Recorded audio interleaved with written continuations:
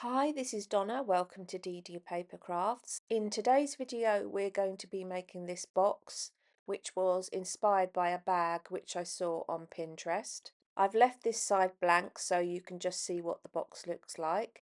The size of the box is 7 inches by 5 inches. It's 3 inches at its widest point and 2 inches at its narrowest point.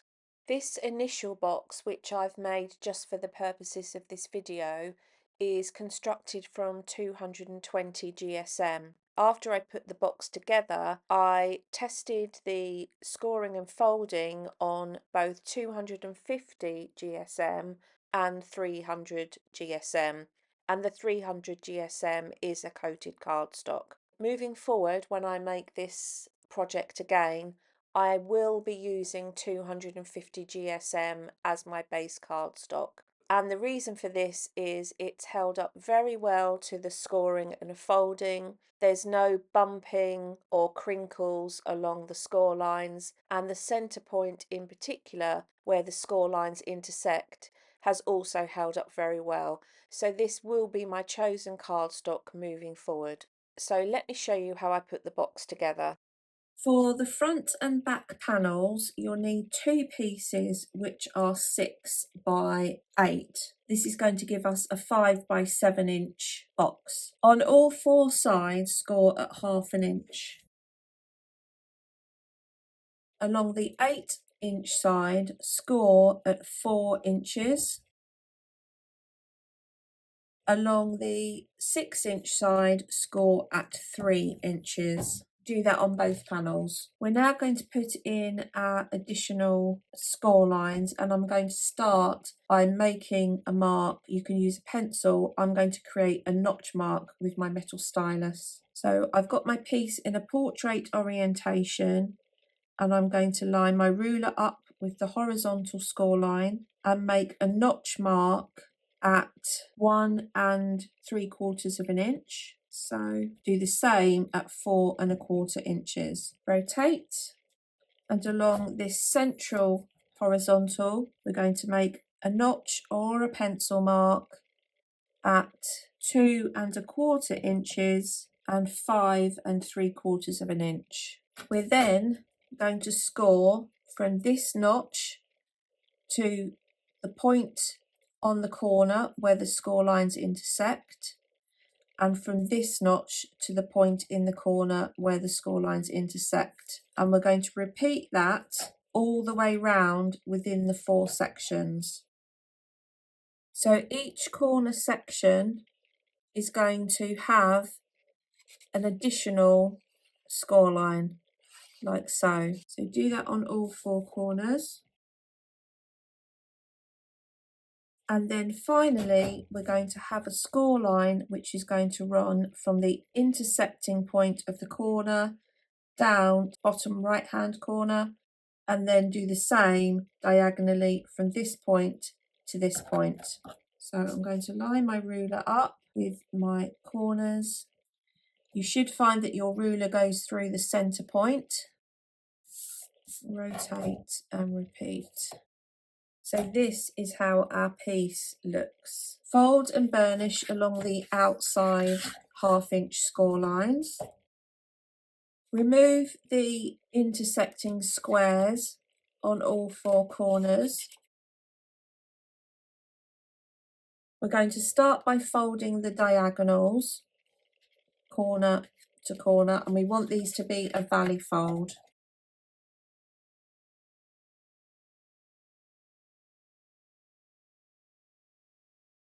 Like so. We're then going to start to fold over the diagonals within each section, and these will be mountain folds. So I'm going to start to fold that one over like so to this point here. Fold this one over to this point here. Fold them in towards each other, and this bottom section between this point and the center is going to be a mountain fold. and this top section will naturally form a valley fold like so. So you want to do that all the way around.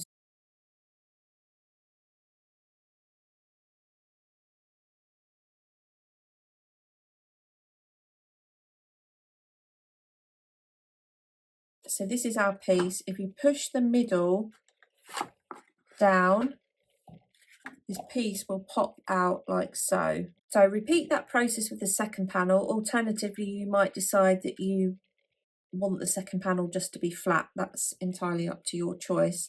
Although the cutting of the sides, etc., I'm going to give you as if you were using this on the front and the back. We're now going to cut down each of the score lines within the 1/2 inch glue tab to the horizontal.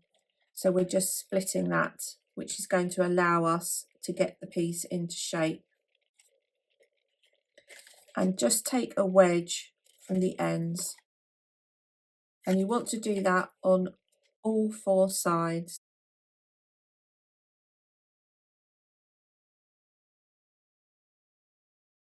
Now, you may find that your corner points here have become a bit tatty with the scoring and the cutting, but on the handbag that I saw, they had cut a quarter circle which was stuck on the front of the bag, and that hid that section. So that is the form of decoration I will be taking, and that will be an option to cover these up if they're looking a little bit ragged. I'll just put a template here which has got the points to be marked, so 1 3/4 down and 4 1/4, 2 1/4 and 5 3/4, and the red lines are mountain folds and the blue lines are valley folds.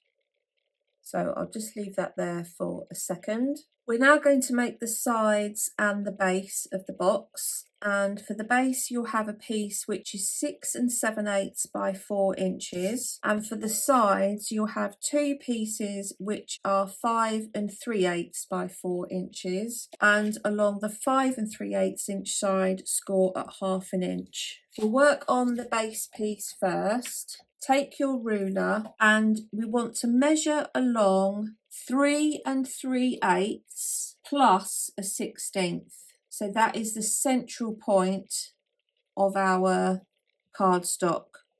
So make a mark at the top and the bottom at 3 3/8 and 1/16. Or 1/16 under 3 1/2, however you want to look at it. Lay your ruler across between the 2 points and make a mark at 1/2 inch, like so. Now you can either go straight in with your scissors or you might want to draw a mark line first, but we're going to cut from this point along the centre line down to the bottom left hand corner, and the point along the from the centre line up to the top right hand corner. And we're going to do the same on this side,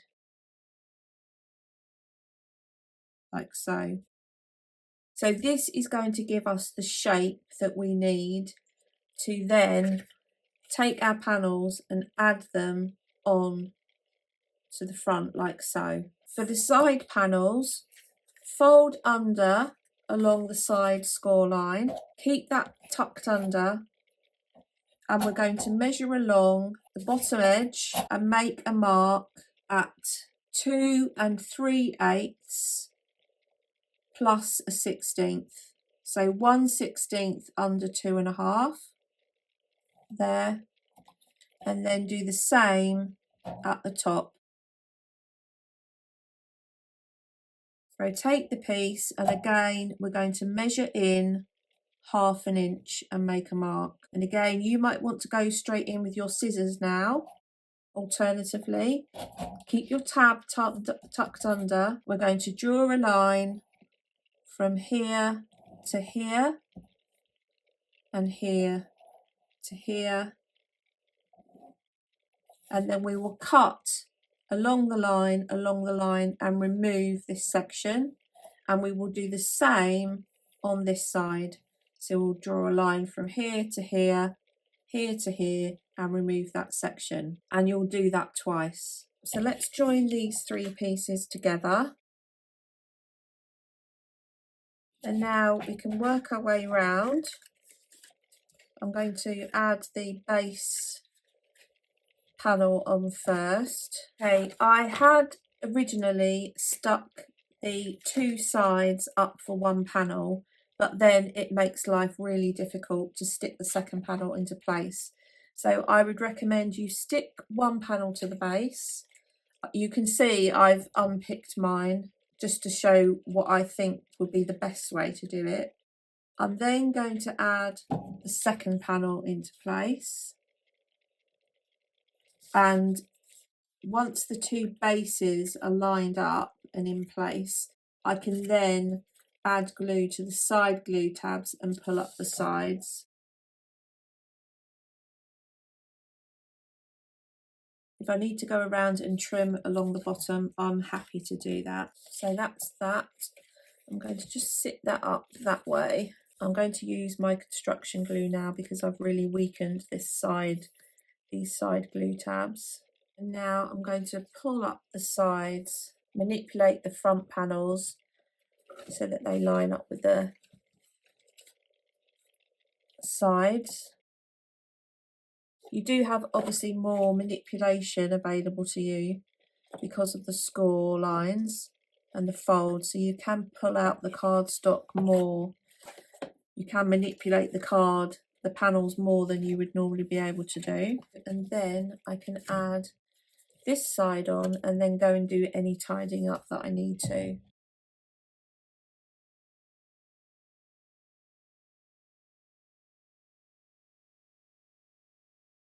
Finally, we'll make the lid, and for the lid you'll need 2 pieces which are 4.5 by 3. Along the 4.5 inch side, score at 1/2 and 4. Rotate along the 3 inch side, score at 1/2 inch down to the 1/2 inch score line, and at 3.5 inches down to the 1/2 inch score line, like so. Do that on both pieces. Fold and burnish along the score line that doesn't have the additionals in it. With the tab with the additionals in it in front of you, we're going to cut up each of the additional score lines up to the horizontal, like so. And again, you might want to mark this with your pencil first, but I'm now going to cut from here up to this point here. So I'm not cutting in this top glue tab, I'm cutting up to here. So you might want to draw it with your pencil. Flip this over, do the same on this side. Take a wedge from this glue tab, so this is going to be our hinge, and then fold under this flap. I'm going to add glue to the hinge, stick the hinge in the ends, just lift that up and get that into place. So that then sits down in the middle, like so, and then repeat with the other side,